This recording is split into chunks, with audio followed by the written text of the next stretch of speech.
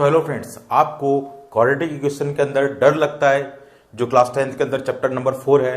क्या आपको quadratic formula से क्वेश्चन सॉल्व करने में डर लगता है, या फिर आपको फैक्टराइजेशन जो आपको प्रॉब्लम है फैक्टराइजेशन मेथड से सॉल्व करना किसी भी क्वाड्रेटिक इक्वेशन को, अगर इन सारी चीजों से डर लगता है बच्चों, तो आज मैं आपके सामने एक बहुत बड़ा और एक बहुत अच्छा कॉन्सेप्ट बताऊंगा ताकि आप क्वाड्रेटिक इक्वेशन को लेकर कोई सा भी क्वेश्चन हो आप उसको सही से कर पाएंगे। ठीक है, तो प्लीज वीडियो पे बने रहना और वीडियो को लाइक कर देना और अपने फ्रेंड्स के साथ शेयर कर देना और चैनल को सब्सक्राइब जरूर कर लेना बच्चों, ताकि आपको यहाँ पर, क्योंकि आपको पता है कि यहाँ पर 100% जेन्युइन कंटेंट आपको प्रोवाइड किया जाता है। तो देखिए, अभी हम स्टार्ट करने वाले क्वाड्रेटिक इक्वेशन को, अपने कहीं और भी पढ़ा होगा लेकिन यहाँ पढ़ने का तरीका बिल्कुल अलग है, क्योंकि यहाँ पे पढ़ाता हूँ बिल्कुल बेसिक से। तो देखिए बच्चों, हमारा टॉपिक है क्वाड्रेटिक इक्वेशन। तो देखो, सबसे पहले सभी बच्चों ने क्वाड्रेटिक इक्वेशन देखो क्लास 9th में भी आपने देखी होगी, है ना। तो देखो, क्वाड्रेटिक इक्वेशन की जो फॉर्म होती है, फॉर्म, ठीक है, तो किस टाइप की फॉर्म होती है? वो होती है A X square plus B X plus C is equal to 0। ये फॉर्म होती है क्वाड्रेटिक इक्वेशन की, है ना। तो देखो बच्चों, सबने पता है कि ये फॉर्म होती है क्वाड्रेटिक इक्वेशन की, है ना। तो देखिए, आपको ये पता होना चाहिए कि ये आपकी ए बी और सी ये सभी क्या है? ये क्या है? कांस्टेंट वैल्यू है।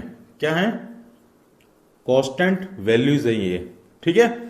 और आपके एक्स वाई जो भी, सॉरी एक्स है और ये भी एक्स स्क्वायर और जो एक्स है ये क्या है? वेरिएबल्स हैं बच्चों, ठीक है। मतलब कि हम इनको ये भी कह सकते हैं कि जैसे coefficient of X square, coefficient of X square क्या होगा? ए होगा। अगर आप ए को रिप्रेजेंट करना चाहते हो तो वो क्या होगा? Coefficient of X square is A. ऐसे ही coefficient of X is B, ठीक है। ये सबको पता है कि इसकी क्वाड्रेटिक इक्वेशन की जो फॉर्म होती है ये होती है। लेकिन बच्चों, क्या आपको ये पता है कि आप ये पहचान सकते हो कि कौन सी इक्वेशन क्वाड्रेटिक है या नहीं है? तो देखो, मैं आपको 3 मेथड बताऊंगा जिस टाइप से बोर्ड के अंदर क्वेश्चन आते हैं। मैं पूरा इंट्रोडक्शन इस पूरे वीडियो के अंदर आपको करा दूंगा, जो कि इंपॉर्टेंट है आपके एग्जाम के लिए, ठीक है।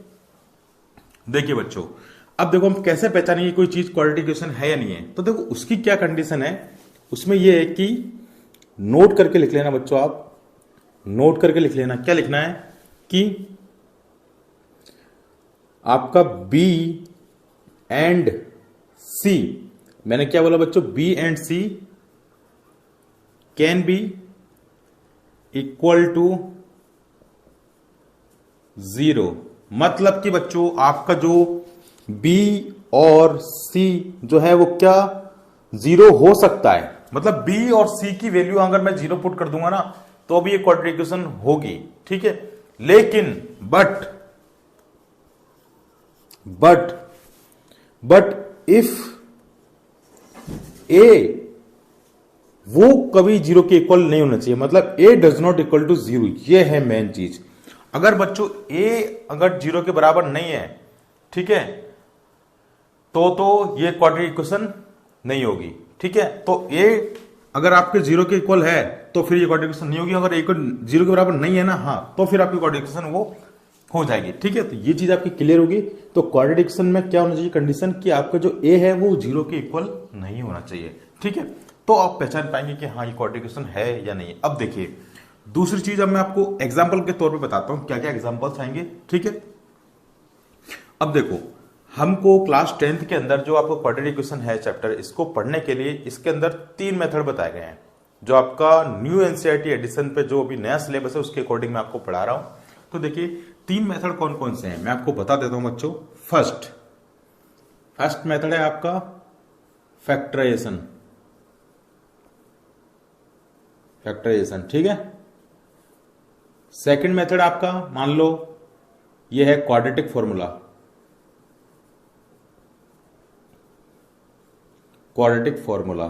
ठीक है। और आपका जो थर्ड है वो है आपका नेचर ऑफ रूट। बस इन 3 टाइप के सवाल आपको बोर्ड के अंदर एग्जाम के अंदर देखने को मिलेंगे, ठीक है। और क्वाड्रेटिक फॉर्मूला और फैक्टराइजेशन मेथड जो बहुत इंपॉर्टेंट है, ठीक है। इसके ऊपर तो आपके ऑब्जेक्टिव के अंदर एक आध क्वेश्चन आएगा, है ना। तो इतना ज्यादा इंपॉर्टेंट नहीं है, लेकिन पढ़ना जरूरी है, क्योंकि सारी चीज पढ़ना जरूरी है, क्योंकि आपका कॉन्सेप्ट क्लियर जब भी होगा, क्योंकि आपको पता है कि आपके इस बार कॉम्पिटेंसी बेस्ड क्वेश्चन भी आएंगे एग्जाम के अंदर, ठीक है। तो देखिए, अब इन चीजों को हम पढ़ेंगे, इसको मैं आपको इस वीडियो के अंदर बताऊंगा। तो पहले बच्चों आप इस चीज को नोट कर लो, आराम से स्क्रीनशॉट लेना चाहते स्क्रीनशॉट ले लो, है ना। फिर मैं स्टार्ट करता हूं, ठीक है। तो मैंने आपको क्या बताया कि a does not equal to 0। अब देखो इसके मैं कुछ आपको एग्जांपल दे देता हूं ताकि आप पहले ये वेरीफाई हो जाए, क्योंकि आपका एक क्वेश्चन 100% हर बार हर साल आता है क्या कि पहचानो कि ये क्वाड्रेटिक इक्वेशन है या नहीं है, ठीक है। तो आप कैसे पहचानिए क्वाड्रेटिक इक्वेशन है या नहीं है। तो देखो सर आपने ये तो बता दिया, लेकिन एग्जांपल तो समझाओ हमको। तो देखिए बच्चों, मैं आपको एक एग्जांपल बताता हूं। सपोज करो मैंने एक एग्जांपल लिखा 3x square plus 2x plus 5। तो बच्चों मैं आपसे ये पूछूं क्या ये क्वाड्रेटिक इक्वेशन है, तो आप बोलोगे यस ये क्वाड्रेटिक इक्वेशन है। कैसे है? क्योंकि सर यहां पर b और c तो 0 हो भी सकते हैं, लेकिन a 0 नहीं है, तो ये क्वाड्रेटिक इक्वेशन है। हाँ बिल्कुल सही बताया आपने। अगर बच्चों मैं आपसे ये बोल दूं कि 2x plus 5 is equal to 0, क्या ये क्वाड्रेटिक इक्वेशन है? कोई बता सकता है क्या ये क्वाड्रेटिक इक्वेशन है? अब देखो बच्चे कंफ्यूज हो जाएंगे, है ना। तो देखो मैंने आपसे क्या बोला कि जो b कौन होता है, b होता है कोफिशिएंट ऑफ x। जो कोफिशिएंट ऑफ x है वो तो है, c भी है, लेकिन यहां पर a कहां है? नहीं है। तो a नहीं है तो मतलब क्या है कि a इक्वल टू क्या हो गया आपका 0 हो गया। जब a इक्वल टू बच्चों आपका 0 हो गया है तो फिर उसका मतलब क्या है? उसका मतलब बच्चों ये हो गया कि ये क्या है, क्वाड्रेटिक इक्वेशन नहीं है, ये आपकी क्वाड्रेटिक इक्वेशन नहीं होगी, ठीक है। दूसरी चीज एक और एग्जांपल ले लेता हूं मैं आपके लिए। जैसे मैंने लिखा 5 प्लस 3y, मैंने ये लिखा। अब मैं आपसे पूछूं बच्चों क्या ये क्वाड्रेटिक इक्वेशन है, तो ये भी क्वाड्रेटिक इक्वेशन नहीं है। क्यों नहीं? क्योंकि यहां पर a तो है ही नहीं, और a क्या है? नहीं है, तो फिर 0 है। तो जब a 0 हो गया तो इसका मतलब क्या, क्वाड्रेटिक इक्वेशन ये भी नहीं होगी, ठीक है। हाँ लेकिन अगर आपसे कोई बच्चों ये पूछ ले कि 3x plus 5x square plus 2 equal to 0, क्या सर ये क्वाड्रेटिक इक्वेशन है? हाँ तो ये है, ये क्वाड्रेटिक इक्वेशन है। इसमें सब कुछ है, देखो a भी है, c भी है और आपका b भी है, a b c तीनों है, ठीक है। लेकिन बस ये है कि इसको आपको रीअरेंज करना होगा। तो इसको रीअरेंज करने में क्या दिक्कत है यार, आप इसको पहले लिख दीजिए, लो 5x square plus 3x plus 2 equal to 0, ये लो, ये बन गई क्वाड्रेटिक इक्वेशन, है ना। तो अब मैं ये तो समझ लेता हूं कि आप क्वाड्रेटिक इक्वेशन है या नहीं, ये तो आप पहचान लोगे, ठीक है। अब देखो इसका मैं पहले एक एग्जांपल करा दूंगा, है ना, उसके बाद फिर मैं आपको बताता हूं, ठीक है। देखिए बच्चों, अब इसका मैं एग्जांपल कराता हूं। आपको चेक करना होता है कि क्वाड्रेटिक इक्वेशन है या नहीं है। तो एक क्वेश्चन 100% जरूर एग्जाम में आता है ना। देखिए ये सारी चीज आपको क्लियर हो गई होंगी। अब देखो मैं आपके सामने एक एग्जांपल सोल्व करके बताता हूं, क्योंकि ऐसा क्वेश्चन बोर्ड में हर बार आता है, ठीक है। फॉर एग्जांपल के लिए मैं आपको बता दिया कि ax प्लस 1 का whole square is equal to 2x minus 3। ये हमारे पास एक इक्वेशन है। आपको क्या करना है, चेक करना है, इसको चेक करना है कि क्वाड्रेटिक इक्वेशन है या नहीं है, ठीक है या नहीं है, ये चेक करना है क्वाड्रेटिक इक्वेशन, ठीक है। ओके, तो ज्यादा अंग्रेज बनने की बात नहीं है, मैंने हिंदी में लिख दिया तो ये मत सोच लेना कि क्या लिख दिया सर, ठीक है। तो देखिए अब मैं इसको सॉल्व करूं बच्चों, तो देखो सबसे पहले आपको पता है कि ब्रैकेट को हमको ओपन करना होगा। पहले क्वेश्चन ऐसा है कि डायरेक्ट जो मन में आया वो पेल दिया। पहले भैया पहले देखो क्वेश्चन क्या कह रहा है, उसको सॉल्व करना है। पहले आप इन ब्रैकेट को सॉल्व करोगे जब भी तो आप आगे बढ़ पाओगे। अब देखो कई बच्चों क्या होता है कि इसको देख के डर जाते हैं कि सर ये हो गया, अब क्या करें हम। अरे तो भैया आपने कभी a प्लस बी का होल स्क्वायर का फॉर्मूला नहीं पढ़ा क्या कभी आपने a माइनस बी के होल स्क्वायर का फॉर्मूला नहीं पढ़ा क्या आपने कभी a प्लस बी के होल क्यूब का फॉर्मूला नहीं पढ़ा क्या आपने कभी a का स्क्वायर माइनस बी का स्क्वायर का फॉर्मूला नहीं पढ़ा क्या? ये फॉर्मूले कौन याद करेगा भाई? ये फॉर्मूले यूज होंगे इस क्वाड्रेटिक इक्वेशन के अंदर। जब भी आप चेक करोगे ये फॉर्मूले आपको मिलेंगे और फिर आप सोचोगे कि सर ये क्या चीज आ गई। अब फिर बच्चा पता क्या सोचा कि यार मैं मैथ्स में कमजोर हूं। मैथ्स में कमजोर खुद जानबूझ के होता है, क्योंकि जब वो उसने जो पहले जो पढ़ाई गई चीजें उन पर उसने ध्यान नहीं दिया। वो क्यों है आपका मैथ्स वीक क्यों है? आपका मैथ्स इसलिए वीक है क्योंकि आपने कभी बेसिक पे ध्यान ही नहीं दिया। आपने सोचा कि जैसे उम्र बढ़ती जाएगी वैसे हम भी बढ़ते जाएंगे और हम भी सीख जाएंगे मैथ। वो थोड़ी है कोई गेम क्रिकेट। अब देखिए इसका फॉर्मूला क्या होता है, a का स्क्वायर प्लस b का स्क्वायर प्लस 2ab, ये इसका फॉर्मूला होता है। अब याद कर लेना, जिसको याद नहीं है वो याद कर लेना, बहुत शर्म की बात है अगर याद नहीं तो आपको, ठीक है। अब देखो इसके अंदर डिफरेंस बताता हूं, a माइनस बी का होल स्क्वायर का फॉर्मूला क्या होता है बच्चों, a का स्क्वायर प्लस यहां पर आएगा b का स्क्वायर माइनस बस 2ab हो जाता है। बस प्लस में और माइनस में ये डिफरेंस है कि ये तो प्लस का 2ab रहता है और ये माइनस का ab हो जाता है, ठीक है। अब देखो a प्लस बी का क्यूब का फॉर्मूला भी आपको याद हो जाए, क्योंकि यहां पर मान के चलो मैं ये ना लिखकर क्यूब लिख देता तो फिर आप फिर डर जाते, है ना। तो देखो क्यूब का फॉर्मूला भी मैं आपको लिखा देता हूं, बाकी आपको सारी चीजें याद होनी चाहिए खुद से ही। ये चीजें तो बहुत छोटी बातें हैं। तो देखिए a का क्यूब प्लस b का क्यूब प्लस 3ab और a प्लस बी, ठीक है भाई। और ये फॉर्मूला बहुत इंपॉर्टेंट है, a का स्क्वायर माइनस b का स्क्वायर इतनी बार यूज होगा आपके ट्रिग्नोमेट्री के अंदर, चाहे किसी भी चैप्टर के अंदर, ये देखो बहुत यूज होता है। इसका फॉर्मूला होता है a प्लस बी और a माइनस बी। तो जिन महान पुरुषों को ये फॉर्मूले याद नहीं, पहले तो ये फॉर्मूले लिख लेना, ठीक है, उनको याद कर लेना, याद नहीं करें, ठीक है। अब इसके अंदर पता है आपको फॉर्मूला कौन सा लगेगा, ये वाला फॉर्मूला लगेगा। तो बस इस फॉर्मेट के अंदर मैं इसको रख दूंगा। तो देखो सपोज करो, अब आपके लिए देखो क्या है, ये फॉर्मूले आपने याद कर लिए होंगे, लिख लेना। मिटा देता हूं मैं इनको फिलहाल। तो देखो बच्चों, अब देखो मैं आपसे ये बोलूं बच्चों कि ये मेरे लिए क्या है, एक तरह से a है और ये 1 जो है मैं इसको मान लेता हूं b है, ठीक है। मेरा फॉर्मूला का फॉर्मेट क्या था, ये था कि a का स्क्वायर, तो देखो यहां पे मैं लिखता हूं a का स्क्वायर प्लस b का स्क्वायर, सर ये लो b का square plus 2 plus a plus b, sorry multiply में, ठीक है, इजिकल टू में आपका बच्चा ये लग रहा है, क्या लग रहा है 2x माइनस 3, ठीक है। अब इसके अंदर आप वैल्यू पुट कर दो, ये है x, ये है 1, ये है x और ये है 1, ये a ये b। आपने इसको सोल्व किया कितना गया एक्स स्क्वायर, आपने इसको सोल्व किया कितना गया 1। आपने जब इसको सोल्व करा 2 इंटू एक्स करा तो 2x हो गया, 2x को इंटू 1 से करेंगे तो भी 2x ही रहेगा, ओके। अच्छा इसको करेंगे सोल्व। देखो आपको पता है कि जब कभी मल्टीप्लाई बिना ब्रैकेट के होते हैं तो इसका मतलब क्या होता है, आपको मल्टीप्लाई करना है ना, उसके बीच में कोई साइन नहीं है तो और ब्रैकेट है तो 2 इंटू एक्स करेंगे तो 2x हो गया आपका, 2 इंटू माइनस 3 से करेंगे तो माइनस का 6 हो जाएगा, ठीक है। प्लस माइनस की गलती करना बहुत जरूरी है ना, प्लस माइनस की गलती आपको पहचानना बहुत जरूरी है। प्लस माइनस अगर आप गलती करोगे तो बच्चों बहुत दुखी हो जाओगे आप, ठीक है। अब देखिए, अब ये सारा काम कर लिया आपने, देखो हमेशा आपको क्वेश्चन है ना इक्वल में ही मिलेगा दोनों, तो आपको पहले उन दोनों साइड को सॉल्व कर लो, आरएचएस और एलएचएस को, देन उसके बाद में सभी को एक साथ में ले आओ। देखो एक साथ में लेके आओगे बच्चों तो देखो आपको पता है कि जब यहां का पार्ट इधर आएगा तो क्या हो जाएगा, यहां प्लस में तो यहां माइनस में हो जाएगा, यहां माइनस में तो यहां प्लस में हो जाएगा। बस अगर बच्चों मैं इसको लेकर आता हूं x square plus 1 plus 2x है, इसको मैं इधर लाया इस वाले 2x को तो माइनस का 2x हो जाएगा, इस वाले माइनस 6 को इधर लाऊंगा तो ये प्लस का 6 हो जाएगा, ठीक है। ये 2x से 2x कट गया, अब बचा क्या मेरे पास एक्स स्क्वायर और ये 6 प्लस 1 7 इक्वल टू 0। तो क्या बताओ बच्चों, ये क्या क्वाड्रेटिक इक्वेशन है या नहीं है, बताओ। अब मैंने आपको कॉन्सेप्ट बता दिया था ना कि आप पहचान पाओगे कि क्वाड्रेटिक इक्वेशन है या नहीं है, तो अब बताओ कमेंट करके बताओ मेरे को। तो ये क्वाड्रेटिक इक्वेशन है भाई, क्यों, क्योंकि यहां पर जो a है वो डज नॉट इक्वल टू 0 है, मतलब a 0 के बराबर नहीं है, मतलब कोएफिशिएंट ऑफ एक्स स्क्वायर होना जरूरी है। तो I hope you understand very well कि how can we check whether equation is quadratic और नॉट, ठीक है। चलिए ये चीज हमारी होगी कंप्लीट।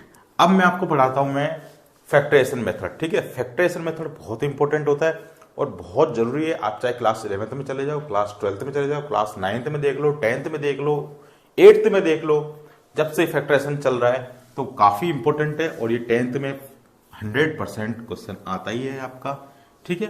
तो चलिए अब हम एक क्वेश्चन सोल्व करेंगे आपके लिए, मतलब कि मैं आपको सोल्व करके बताऊंगा कि फैक्टराइजेशन मेथड क्या होता है।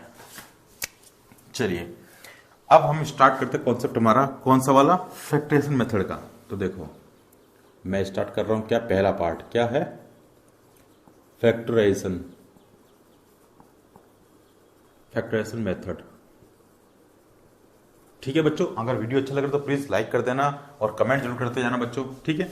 अब देखिए फैक्टराइजेशन मेथड में कैसे सोल्व करते हैं, एक एक स्टेप आपको बताऊंगा। फॉर एग्जांपल, क्योंकि एग्जांपल से ही आपको समझ में आएंगी चीजें, और मैथ्स के अंदर एग्जांपल ही सबसे ज्यादा पूछे जाते हैं, ठीक है। देखिए मैंने एक सवाल लिख लिया कि एक्स स्क्वायर माइनस 3x और माइनस का 10, ये क्वेश्चन है।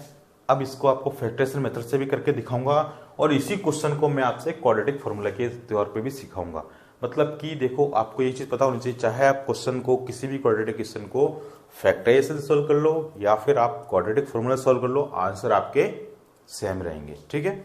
अब देखिए इसको सोल्व करने का एक तरीका होता है बच्चों। मैंने अभी देखो कुछ देर पहले आपको बताया कि ये फॉर्मेट क्या होता है, कि ये तो क्या ए है, यहाँ पे कुछ नहीं तो 1 मान लो ना, यहाँ कुछ नहीं तो आप 1 मान के अज्यूम करके चलते हो ना। ये आपका क्या हो जाएगा B, और ये क्या है आपका C। ये पता है ना आपको, ये तो है आपका A, ये B है और ये C है, सब जानते हैं, ठीक है। तो मैं इसको लिखूंगा नहीं।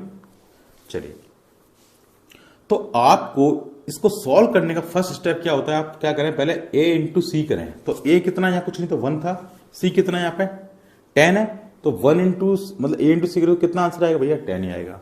दूसरी बात, ये क्या आ गया आपका आंसर आ गया। तो बच्चों जब A इंटू सी करोगे सबसे पहले स्टेप, तो उसका जो आंसर आएगा ना, उस आंसर को बच्चों आप प्लस करो चाहे माइनस करो, उसको चाहे प्लस करो चाहे उसको माइनस करो, वो किसके इक्वल होना चाहिए, इक्वल किसके होना चाहिए, इक्वल टू बी एक्स, मतलब कि बी के इक्वल होने चाहिए। सीधी बात यह, मतलब कि मिड टर्म के, मैं यहां पे डायरेक्ट लेता हूं मिड टर्म के, ठीक है, मिड टर्म के आपके इक्वल होना चाहिए वो, ठीक है। तो फिर आपका आंसर हमेशा सही होगा। और मैं जब सॉल्व करूंगा तो आपको ट्रिक भी बता दूंगा, देखो कैसे करना है। अब देखो इसको सॉल्व करके बताता हूं। मैंने जब A इंटू सी करा तो सर चलिए ठीक है, आपने बोला कि A इंटू सी करेंगे तो यहाँ पे 1 है, यहाँ पर 10 है, तो यहाँ पर A इंटू हमने सी कर लिया, तो आंसर आ गया भैया 10 आ गया, ठीक है सर, ठीक है 10 आ गया। अब मैंने क्या बोला, सर आपने बोला था कि इस आंसर को प्लस माइनस करो, लेकिन उसका आंसर ऐसा रहना चाहिए मिड टर्म के बराबर हो जाए। तो भैया अब कई होशियार लड़के क्या करते हैं, या लड़के क्या करते हैं, या बच्चे क्या करते हैं, वो देखिए उनकी गलती देखो कहां होती है। उनकी गलती यहां होगी, क्यों, क्योंकि देखो अभी क्या आ गया 10 आ गया। अब सर मैंने आपने बोला था कि इसको प्लस या माइनस करके मेरे को 3 चाहिए, भैया 3 नहीं चाहिए, आपको चाहिए माइनस का 3, ठीक है, आपको माइनस का 3 चाहिए। जब माइनस का 3 चाहिए तो उसके लिए मेरे को अब ऐसा इसको फैक्टर करना है, इसके फैक्टर करने हैं, ठीक है, इसके क्या करने हमको फैक्टर करने होते हैं। अब मैंने इसके फैक्टर किया 5 इंटू 2 फैक्टर कर लिया, तो कितना होता है 10 होता है, वो इसकी इक्वल होना चाहिए। मैंने बोला ना इक्वल टू AC के, ठीक है, और ये इक्वल टू किसके होना चाहिए, AC के। तो देखो 5 इंटू 2 कर लिया आपने, जब 5 इंटू 2 करोगे तो यहाँ पर कितना आ गया 10 आता है, ये तो फिक्स है हमारा। अब देखो, अब मेरे को माइनस का 3 चाहिए, ये ध्यान रखना यहाँ पर साइन की गलती करता है बच्चा। तो माइनस का 3 लाने के लिए मेरे को माइनस का 5 मानना पड़ेगा एक को, और एक को क्या मानना पड़ेगा प्लस का 2x, और जब मैं इन दोनों को सॉल्व करूंगा तो मेरा आंसर आ जाएगा माइनस का 3 मिड टर्म। क्या आ जाएगा मेरे पास, मिड टर्म आ जाएगा कितना, माइनस का 3x, जो कि क्या होगा हमारा मिड टर्म। अब देखिए, तो बच्चों मैं यहां लिख देता हूं इसको, यहां लिखूंगा मैं x का स्क्वायर, ठीक है, इसको मैंने फैक्टराइजेशन कर लिया तो इसका आएगा माइनस का 5x, और प्लस का 2x मानोगे जब ये 3x आ जाएगा, माइनस का आ गया आपका 10, ठीक है। देन उसके बाद में बच्चों आप क्या करते हो, इन दोनों में से कॉमन लेते हो, इन दोनों में से भी कॉमन लेते हो। जब आप इसमें कॉमन लोगे, देखो यहाँ पर x है, यहाँ पर भी x है, तो x को मैंने कॉमन ले लिया, तो यहाँ पर क्या होगा, x का कॉमन लेने का मतलब होता है डिवाइड कर देना। तो आप डिवाइड करोगे बच्चों तो क्या हो जाएगा x, और यहाँ पर डिवाइड कर लिया तो इसमें 5 आ जाएगा, क्योंकि x से x डिवाइड हो गया, इसका एक x से एक x कट गया, फिर भी एक x बचा, तो ये बच गया, ठीक है। प्लस अब देखो यहाँ पर तो x है लेकिन यहाँ x नहीं है, तो चलो यहाँ आपका x तो कॉमन होगा नहीं। अब यहाँ पे कॉमन कौन हो सकता है, न्यूमेरिकल वैल्यू, वो है 2 को आप कॉमन लोगे तो यहाँ पे फिर से x आ जाएगा, और यहाँ पर जब 2 को डिवाइड करोगे 10 से तो माइनस का 5 आ जाएगा बच्चों। अब मैं आपको एक चीज सिखाता हूँ, बहुत इंपॉर्टेंट चीज है, जिससे आप खुद ही वेरीफाई कर लोगे आपके आंसर जो आपका गलत है या सही है। कैसे, जो यहां रहेगा वही सेम चीज यहां होनी चाहिए। अगर वो दोनों सेम सही आ रहे हैं तो मतलब आपका आंसर सही है, नहीं तो अगर गलत है, जैसे कि यहाँ पे आ रहा है x माइनस 5 और यहाँ आ रहा है x माइनस 3, तो समझ लो कि आपने डुबा दिया खुद को, ठीक है। तो यहाँ पर इक्वल रहना चाहिए। फिर अब फैक्टर कैसे बनते हैं, बस अब तो सिंपल है, एक तो ये फैक्टर हो जाएगा और एक इन दोनों में से एक कोई फैक्टर हो जाएगा। तो एक ये फैक्टर हो गया तो बच्चों ये कितना हो जाएगा, x प्लस 2, प्लस का 2 है तो x प्लस 2, और इन दोनों में ये दोनों एक सेम है तो इन दोनों में से किसी भी एक को एक बार लिख देंगे हम, x माइनस 5 हो जाएगा, ठीक है। अब देखिए, अब इसको जब हम इसको एक्सपोज करेंगे तो x plus 2 is equal to क्या होगा 0, then x is equal to क्या होगा माइनस का 2 होगा बच्चों, और इसमें करेंगे तो x माइनस का 5 इज इक्वल टू 0, तो x इज इक्वल टू कितना हो गया 5, और x इज इक्वल टू क्या हो गया माइनस का 2। तो ये द फैक्टराइजेशन मेथड। अब बताओ सबको समझ में आ गया होगा बहुत अच्छे तरीके से कि फैक्टराइजेशन मेथड क्या होता है। मैंने आपको हर एक चीज समझा दी है आपकी फैक्टराइजेशन मेथड की, ठीक है, हर एक स्टेप बताया है, और आपको इस तरह से फैक्टराइजेशन मेथड सॉल्व करना है, ठीक है। अब चलिए, अगर आपको समझ में आ गया तो प्लीज कमेंट करके जरूर बताइए बच्चों कि कैसा लग रहा है आपको पढ़कर। अब हम स्टार्ट करेंगे कौन सा क्वाड्रेटिक फॉर्मूला, ठीक है, जो कि बहुत ही सिंपल है। इसके आंसर आप देखो याद रख लो क्या है, -2 और 5। अब मैं इसी क्वेश्चन को लूंगा आपके लिए प्रूफ करने के लिए, ताकि आप घबराओ नहीं कि सर हमारा उसका आंसर अलग तो नहीं आ जाएगा, मैं क्वाड्रेटिक फॉर्मूले से करूंगा तो बिल्कुल नहीं आएगा भाई, मैं अभी आपको करके दिखा दूंगा, ठीक है। अब देखिए क्वाड्रेटिक फॉर्मूला के अंदर घुसने से पहले आपको क्वाड्रेटिक फॉर्मूला याद होना चाहिए, है ना, जो कि आपको याद होगा या नहीं होगा मैं पता नहीं मेरे को, लेकिन मैं आज आपको क्वाड्रेटिक फॉर्मूला बता देता हूं, ठीक है। आपको जो क्वाड्रेटिक फॉर्मूला जो है मैं यहां लिख देता हूं, क्यू एफ करके माइनस का बी प्लस माइनस रूट के अंदर बी का square -4ac divide by 2a, ये होता है आपका क्वाड्रेटिक फॉर्मूला। ओके गाइस, अब देखिए यहां पर इसको उठाएंगे हम और यहां पर लिखेंगे हम क्या, क्वाड्रेटिक फॉर्मूला। अब क्वाड्रेटिक फॉर्मूला से हम स्टार्ट कर रहे हैं, है ना, तो क्वाड्रेटिक फॉर्मूला से जब हम स्टार्ट कर रहे हैं बच्चों, तो देखिए आपके लिए इक्वेशन मैं एग्जांपल से ही समझाता हूँ, ये अच्छी बात है, आपको समझना भी चाहिए। x² माइनस का 3x और माइनस का 10, ये है आपका इक्वेशन। अब देखिए अब यहां पर आपको ना ABCD पता होना चाहिए। देखो ABCD आपको पता होना चाहिए कौन सी चीज क्या है ना, तो आपको पता होगा कि यहां पर मैं a इक्वल टू क्या लिखूंगा बताइए, आपका a इक्वल टू लिख दो, यहाँ पे कुछ नहीं तो 1 है, ठीक है, वेरी गुड सर 1 है। यहाँ पर सर b इक्वल टू कितना है, अब b इक्वल टू कई बच्चे लिख देंगे 3, जबकि मैंने कितनी बार बोला है भाई यार जो चीज हो उसको वही लिख रहा है, मतलब कि क्या लिखोगे आप -3 लिखो ना यार, जब -3 है तो -3, ठीक है। c इक्वल टू कितना है -10, ये लो -10 लिख दिया सर, बस अब क्या करना है, फॉर्मूले में पुट करो और अपना आंसर ले आओ। इससे 2 वैल्यू निकलेंगी। देखिए अब मैं फॉर्मूले पुट करता हूं, तो क्वाड्रेटिक फॉर्मूला जब मैंने लगाया बच्चों, है ना, तो क्या बोल रहा है, फॉर्मूला हमारा क्या होता है, देखो यहां लिख देता हूं कि माइनस का बी, एक बार प्लस के लिए और एक बार माइनस के लिए, है ना, तो चलो एक बार मैं प्लस के लिए लगा देता हूं, ठीक है। तो देखिए यहां पे माइनस का बी लिख रहा है, तो माइनस बी कौन है, -3, ये लो -3, फिर प्लस लग रहा है और एक बार मतलब पहले मैं प्लस के लिए कर लेता हूं बच्चों, है ना, तो प्लस।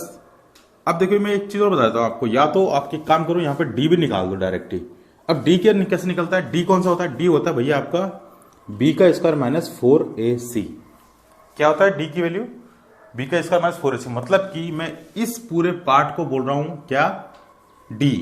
तो आप ABCD निकाल दो, तो डी की वैल्यू अभी हम निकाल देते 2 मिनट के अंदर बच्चों आपकी। देखिए तो डी इक्वल टू कितना हो जाएगा, यहाँ पे बी का स्क्वायर है तो बी कितना था, -3 का स्क्वायर -4a और c, ए कितना है भैया आपका 1 है और c कितना है 10 है ना, c कितना भैया -10 है, ये लो सर -10 लिख दिया मैंने, यहां पर कर दिया सर मैंने, तो ये कितना आ गया, 3 का स्क्वायर करोगे तो 9 आएगा, यहां पर है माइनस माइनस क्या हो जाएंगे, प्लस हो जाएंगे, ये लो प्लस हो जाएगा, और 4 × 10 करोगे तो भैया आपका आ जाएगा 40, मतलब कि कितना हो गया 49। तो डी की वैल्यू हमारे पास कितना है कि 49। तो डायरेक्ट मैं देखो अब क्या करूंगा, यहाँ पर डी की वैल्यू डायरेक्ट 49 लिख सकता हूँ। आपको मैंने बोला कि मैं इसको डी कंसिडर कर रहा हूँ, यहाँ मैंने डी लिख दिया बच्चों आपके लिए। देखो बहुत मेहनत कर रहा हूँ आपके लिए, आपको भी मेरे लिए, बस कमेंट करके बता देना बच्चों कैसा लग रहा है, ठीक है, इतना सा कर देना बस। यहाँ पर आ जाएगा पर 2a, ठीक है। अब देखो a की वैल्यू आपको पता है क्या होती है, 1 है यहाँ पर हमारे पास अभी, तो मैं 1 लिख दिया। अब इसको जब मैं सॉल्व करूंगा बच्चों तो इसका आंसर कितना आ जाएगा, माइनस इंटू माइनस करेंगे तो यहाँ पे प्लस का 3 हो जाएगा, एक बार प्लस के लिए ये प्लस √49 कितना होता है 7 होता है, और यहाँ पर 2 है 2 हो गया। अगर आप 7 और 3 को जोड़ लोगे तो कितना होता है बच्चों 10 होता है, और 10 को डिवाइड जब आप 2 से करते हो बच्चों तो आंसर कितना आता है भैया 5 आता है। तो देखो क्या हमारे पास एक आंसर 5 आया था कि नहीं आया था, वो भी प्लस का आया था ना, तो यहाँ पर भी प्लस का ही आएगा, ये हमारा एक आंसर हो गया। आगे बात समझे बच्चों, ठीक है। अब देखिए अब आपने देखो इसी चीज को एक बार तो किस में कर लिया, प्लस के लिए, अब एक बार इसी चीज को मैं नेगेटिव माइनस के लिए करके देखता हूं आपके लिए, है ना। तो देखिए यहां करता हूं मैं, तो देखो यहां मैं लिख देता हूं ये किसके बराबर है, सब x के बराबर है, यहां पर भी x के बराबर लिख देता हूं, क्या माइनस और माइनस का 3 प्लस, यहाँ प्लस है ना, यहां पर अब मैं इसको यहां लिख देता हूं, ये आपको सॉल्व करके आप ओवरऑल आंसर आ गया 49, ठीक है। चलिए यहां पर मैं इसको सॉल्व करता हूं बच्चों, यहां लगाऊंगा माइनस, यहाँ पे लगाऊंगा रूट का 49 डिवाइड बाय 2 × 1, मतलब कि 2 ही हो गया।